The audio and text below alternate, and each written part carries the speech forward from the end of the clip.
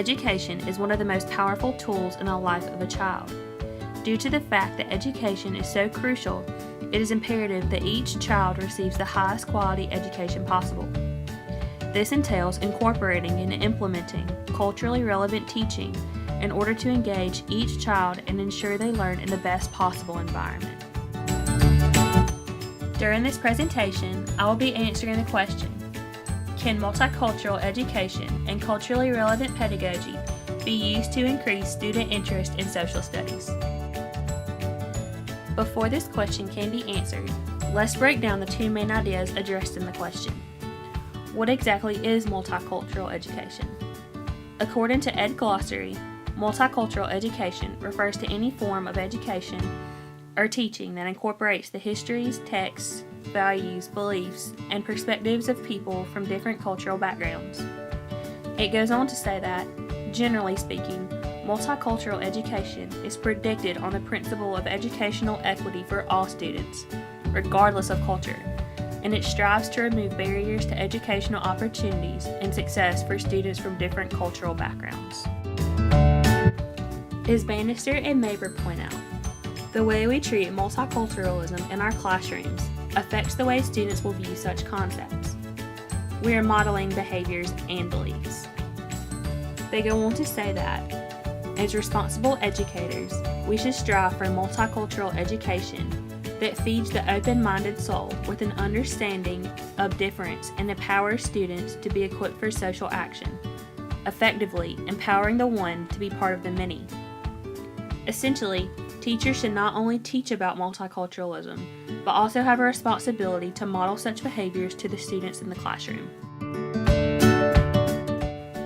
J.A. Banks describes multicultural education as consisting of 5 dimensions. First is content integration. Second is the knowledge construction process. 3 is prejudice reduction. 4 is an equity pedagogy. And 5 is an empowering school culture and social structure. It is essential that each of these 5 dimensions be considered when implementing multicultural education in the classroom. Now that multicultural education has been defined and explained, let's move on to pedagogy. Shelley describes pedagogy as the art, craft, and science of teaching, involving creativity and research-informed decision-making. Steve Wheeler said, "Good pedagogy is about guiding students to learning, leading people to a place where they can learn for themselves. It's about posing challenges, asking the right questions, and presenting relevant problems for learners to explore, answer, and solve." In other words, pedagogy centers around the manner in which a teacher presents material. To create an effective pedagogy, a teacher must teach his or her students the art of thinking independently. Latz and Billings define culturally relevant pedagogy as resting on 3 criteria. First, students must experience academic success. Second, students must develop and/or maintain cultural competence. Third, students must develop a critical consciousness through which they challenge the current status quo of their social order. That being said, culturally relevant pedagogy is a method by which teachers integrate various cultural values and experiences into the classroom. Banks and Banks discuss the concept of equity pedagogy in their article, stating that we define equity pedagogy as teaching strategies and classroom environments that help students from diverse racial, ethnic, and cultural groups attain the knowledge, skills, and attitudes needed to function effectively with and help create and perpetuate a just, humane, and democratic society. They go on to say that pedagogies that merely prepare students to fit into society and to experience social class mobility within existing structures are not helpful in building a democratic and just society. An education for equity enables students to not only acquire basic skills, but use those skills to become effective agents for social change.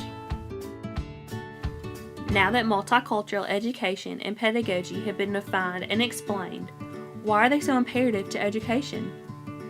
This is because every student entering a classroom has varying backgrounds, needs, and interests. By implementing multicultural education and culturally relevant pedagogy, it guarantees that each and every student, regardless of background, will be included and can relate to material. The material will be presented in such a way that all students are engaged in comprehending. Therefore, student interest will be increased. No matter someone's background, each and every student makes an impactful contribution to the classroom setting. It is simply up to the teacher to utilize the differences of each student in the most effective way possible. According to Tina Hefner, research indicates that students are often uninterested in social studies because they perceive it as a boring subject. Students tend to equate uninteresting with unimportant. Thus, students are not motivated to learn social studies. Educators suggest that lack of student interest in social studies is related to the instructional methods utilized in disseminating information. George reports that students consider social studies irrelevant and boring. A review of solution strategies suggested by other knowledgeable sources resulted in the selection of multiple intelligences as an intervention. Various multiple intelligences activities were incorporated: songs of states, dioramas, brochures, murals, poetry, literature, and other hands-on activities. Multicultural education can easily be combined with various multiple intelligences to increase student interest and involvement in social studies. A few ways to incorporate multiple intelligences with multicultural education is through the use of literature and authentic artifacts. This next section briefly provides a few ideas along these lines. The Other Side by Jacqueline Woodson tells the story of Clover and Annie, two young girls who look beyond the colors of their skin and develop a friendship, despite living on opposite sides of the fence. This book would serve as an excellent resource in the classroom for integrating multiculturalism, specifically dealing with prejudice and racism.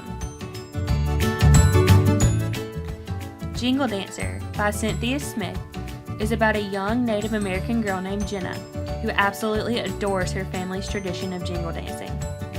This story follows the journey Jenna takes to help her dance find its voice. This book could be incorporated into a multicultural lesson discussing various Native American traditions and rituals. These Native American arrowheads can be found in many places across the United States. They can be used in a lesson teaching about different tribes of Native American Indians, and the students could do a web quest learning all about various types of arrowheads and the ways in which they were used. These are clay lupita dolls made in the central part of Mexico. The paintings on the dresses depict aspects of rural Mexican life. These dolls could be used in a lesson teaching about what life was like typically in the Mexican culture. In conclusion, after providing ample research, I believe I can successfully answer the original question posed. Can multicultural education and culturally relevant pedagogy be used to increase student interest in social studies? My answer to this question is yes. Multicultural education and culturally relevant teaching can be implemented in the classroom to gain all students' attention, regardless of their various backgrounds, interests, and needs. This will increase the interest of students in a subject that was originally thought of as boring, therefore enriching the learning environment.